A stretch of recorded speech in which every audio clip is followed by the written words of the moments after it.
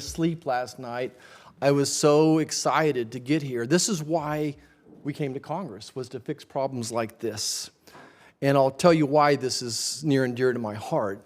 Certainly since a second-year medical student, tried to understand bacteria and yeast infections and fungus, but the story that I remember is showing up from my OB/GYN residency program. We were delivering 15 to 20 babies a day, working 36-hour shifts. But the story that haunted everybody was a young lady that had a C-section and had died maybe 3 months before I got there. And she died from a resistant bacteria, from sepsis, a complication from a C-section. And very few days or weeks went by where they didn't talk about that case. I was there a month or two, and we were having a very high infection rate, higher than I was comfortable with post-operative patients. So I started culturing patients, and that's something you typically don't do when you have a multi-bacteria, gram-positive, gram-negatives, and anaerobes causing these types of infections. But I cultured several people, and they had a methicillin-resistant Staph aureus. I had never even seen a patient with it. I'd read about it. And then I started to go, why are all these patients having a methicillin-resistant Staph aureus? Well, I looked into it further, and they were using Primaxin, called gorillacillin, as a prophylactic, and were treating common urinary tract infections. They were treating everything with it. And obviously this new, I suppose it was a third or fourth generation cephalosporin, was inducing drug resistance. So here we are today. And, why is this important? 3 million Americans this year will get some type of an antimicrobial resistant superbug this year. 100 Americans will die today, 100 will die tomorrow, and every day this year from some type of a resistant bug. And I see the need for this rising as diabetes and obesity overwhelm our society. Those are setups for more resistant organisms. And again, in my field of obstetrics, our C-section rates are going up for the same reasons, and we're going to have more infections and more resistant bugs. And then, of course, sexually transmitted diseases. For years, we've had penicillin-resistant gonorrhea, but now it's resistant to Rocephin. Zithromax is not working as well. So it's certainly something I saw every day in my practice. It's interesting, as I did some research on this, the CDC and the World Health Organization both agree that human overuse is the main cause of this increased antimicrobial infections, and I'm sure Dr. Apley will talk about this. But one of the first things I did when I was running for office, I visited most every dairy, most every feedlot in the state, and I was so impressed that there was a veterinarian, if not on staff, literally consulting on a weekly basis, focused on nutrition and cutting back the antibiotic use. And I'm so impressed with how fewer antibiotics those industries are using today compared to 2017 when we passed legislation. I bet Dr. Apley will talk a little bit about that as well.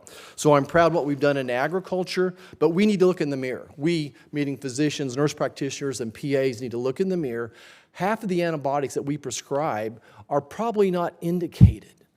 Now, I wish I could tell you which half it is, but certainly my profession needs to look in the mirror. We need to do more cultures and pay more attention to this as well. Here's the challenge before us. I talked about those 100 people dying every day from some type of resistant organism that's probably caused by 20 or 30 different bacteria. It's not that you're going to develop one antibiotic that's going to take care of all of these. You develop an antibiotic, and maybe it's specific to an infection from a kidney infection, and another antibiotic would be specific for a pneumonia, and another antibiotic for a pelvic infection. So that's why it's so costly. That's why it's so costly to develop these, realizing that we need 20 or 30 new antibiotics to take on these key infections, as opposed to, say, a diabetic drug that's going to be able to give that to tens of millions of patients, or even Alzheimer's drug. It's developed, it'll probably be given to 1 million patients. When we develop these types of antibiotics, we're hopefully only going to use them each a handful of times, and it just makes the economics of it next to impossible. We have many professional friends and colleagues have asked me to have this patient-centered hearing, so I'm so proud of the all-star group of witnesses we have. I know it's going to be a great hearing. And again, I want to emphasize thank you to your staff as well, Chairman, and the committee staff working together to bring this to light. This is an issue that this committee can literally make a difference today. People ask me why I left practice of medicine to come here, and I would tell them, look, in medicine, I could impact 30, 40, 50 people a day. Here, you and I can impact the lives of thousands of people. Certainly 100 people a day that I mentioned dying from an antimicrobial resistant bacteria. So proud to be here and look forward to hearing from our witnesses. Thank you. 6 years in Congress. Dr. Apley, of course, is a veterinarian with a PhD in pharmacology at the College of Veterinary Medicine at the Kansas State University, home of the Fighting Wildcats. He teaches multiple courses related to food animal medicine, clinical pharmacology, antimicrobial resistance. His research interests include infectious disease, antibiotic efficacy, resistance, antibiotic stewardship, which is certainly an issue here today, drug residues, that'll be interesting, and applications of drugs in food animals.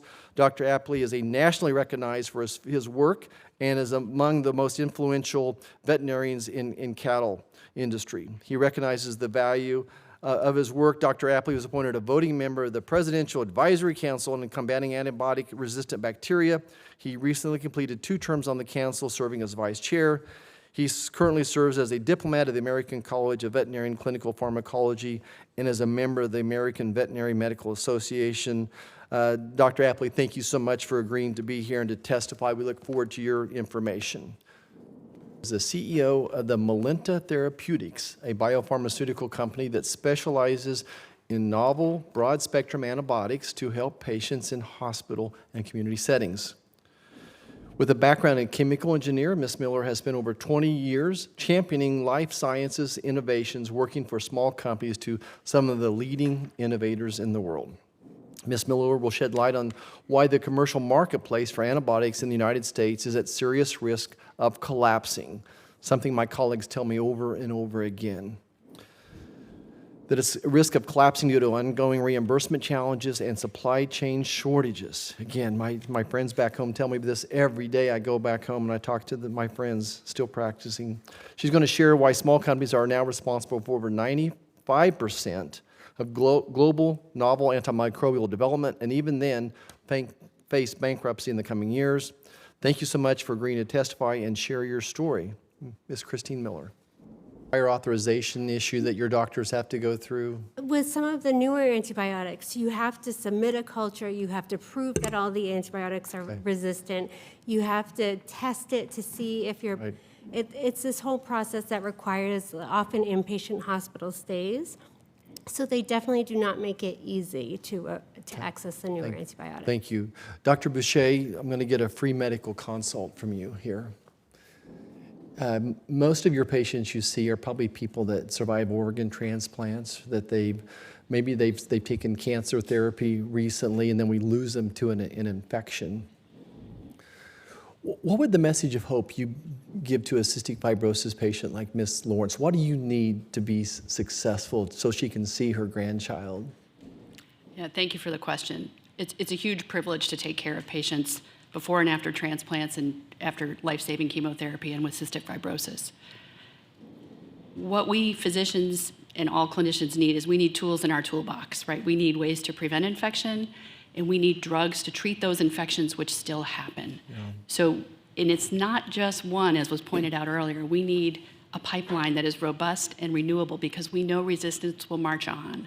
And so really finding a solution to that, that's the idea of this subscription model, is a way to focus on value, not volume of antibiotics, to use them well through stewardship, but to have them be developed and delivered to our patients in ways that are predictable and reproducible, so that those drugs that the government invests in will be on the shelf in my pharmacy when a patient has a life-threatening infection, not requiring a week-long prior approval, but on the shelf in the pharmacy in Boston for the patient. Got it.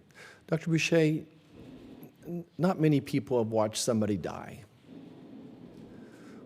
What's it like to watch your patients die because you don't have the right antibiotic? You know, it starts off as a kidney infection. It starts off with a pneumonia. What's it like to watch them die and not have the antibiotic that you need? Well, I'll just start by saying I chose the profession of infectious diseases 30 years ago to cure patients, right? Antibiotics, as Senator Markey said at the open, are curative, life-saving drugs. So I came into this field to cure people of infections and send them home to live their lives, to enjoy the transplant, that precious gift that they get. So coming to the point where I've had the sad duty to sit with a lady who lived through rounds of chemotherapy for her leukemia, who had an infection for which we had no therapy, and to watch her go from sitting in the chair to sicker and dead in a number of days is beyond heartbreaking. It's a privilege to care for patients at that time in their life, but it's absolutely heartbreaking and not the reason that I went into medicine or so many others go into medicine. Yeah, thank you. Dr. Apley, speak a little bit about what agriculture, protein production, what we've done to decrease the use of antibiotics and to address these issues, and specifically talk a little bit about how the 2017 law has impacted your world. Thank you, Senator Marshall. If you go back to 2017 and look at the FDA sales data for antibiotics following that, and 2017 was the start of the transition to all medically important antibiotics used in feed to the Veterinary Feed Directive and any used in water to under veterinary control. And the next year we saw, for example, tetracycline use drop by around a third as the veterinarians took control of that and had discussions with their clients based on the stewardship principles. You know, the last time a new antibiotic group was approved that we use in food animals was 1978, that a new group was approved. So we are using tried and true older compound groups. We get new members of them. Also, if you look at our veterinary organizations, we ascribe to the AVMA stewardship definition and the ways we go through to look at those. The other thing that just happened July 1 of 2023 was that all of our antimicrobials now that were previously over the counter have gone under veterinary control. So veterinarians are involved in all decisions. And we have some very frank and candid discussions about what we should and shouldn't be doing and how we address issues of prevention control, animal movement, et cetera, biosecurity to decrease the need. That's great. And by the way, we have some agriculture initiatives with food supplements, feed supplements that would also decrease a lot of those bacteria as well. Ms. Miller, I'm going to finish up with you several questions here as well. Big picture, how many failures does your company have before they get one across the finish line? Well, I mean, in this space, you probably have a 1% chance of getting a product from initial idea conception to approval. It's a pretty high failure rate when it comes to development, and a pretty costly one. Yeah. When I used to help run a hospital, and you try to keep your formulary tight from a cost management standpoint.